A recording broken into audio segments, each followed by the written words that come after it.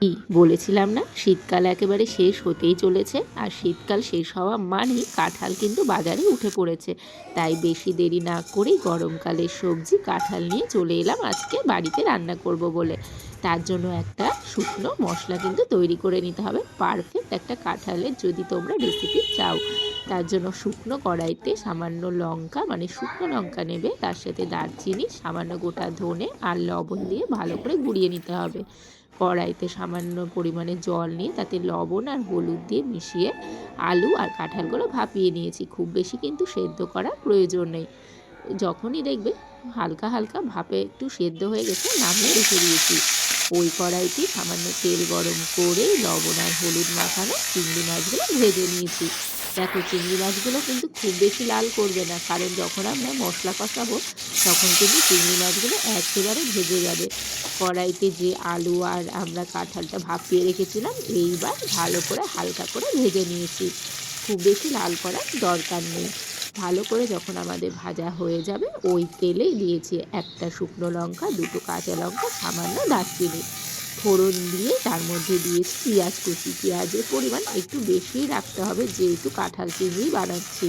তার সাথে দিয়েছি রসুন। এইবার কিছু কিছু যে মশলাগুলো প্রত্যেক দিন আমরা মশলা রান্নাতে অ্যাড করি সেই সামান্য বেশি মশলা অ্যাড করে নিয়েছি। মশলার মধ্যে দিয়েছি জিরে আদা বাটা, সামান্য গরম মশলা, শুকনো লঙ্কার গুঁড়ো, তার সাথে নিয়েছি ধনে গুঁড়ো। যেহেতু সবগুলো ভাজা মশলা তাই সামান্য পরিমাণে একটু জল যদি অ্যাড করো মশলাগুলো কিন্তু বেশ ভালোভাবে কষানো যাবে। তার সাথে তোমরা তোমাদের পরিমাণ মতো দিয়ে দেবে লবণ আর হলুদ। সামান্য পরিমাণে দিয়েছি টমেটো বাটা। যেহেতু গরমকাল পড়ে গেছে খুব বেশি টমেটো আমি অ্যাড করিনি, কারণ শীতকালে টমেটো বেশ কিন্তু খেতে লাগে, কিন্তু গরমকালে টমেটোগুলো দেখবে একটু টক ভাব চলেই আসে। মশলা থেকে দেখবে যখন তেলটা একেবারে বেরিয়ে গেছে, ব্যাস, যে চিংড়ি মাছ আলু আর কাঁঠালগুলো দিয়েছিলাম সেগুলো ভালো করে কষিয়ে নাও। ভালো করে কষানো হয়ে গেলে বেশ কিছুক্ষণ ঢাকা দিয়ে রেখেছি যাতে ভাপে ভাপে সেদ্ধ হয়ে যায়।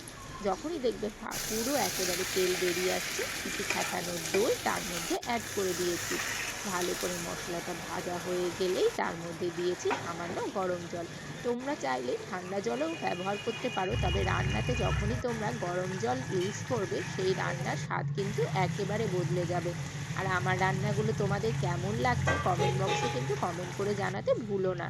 ভালো লাগলে লাইক শেয়ার সাবস্ক্রাইব করে দিও। নামানোর আগে সামান্য চিনি, গরম মশলা আর ঘি দিয়ে একেবারে গরম ভাতের সাথে কিংবা রাতে পরোটার সাথে সার্ভ করো এই কাঁঠাল চিংড়ি। অসাধারণ খেতে লাগে। জাস্ট এক থালা ভাত এই কাঁঠাল চিংড়ি দিয়ে পুরোই কিন্তু শেষ। কেমন লাগলো জানিও।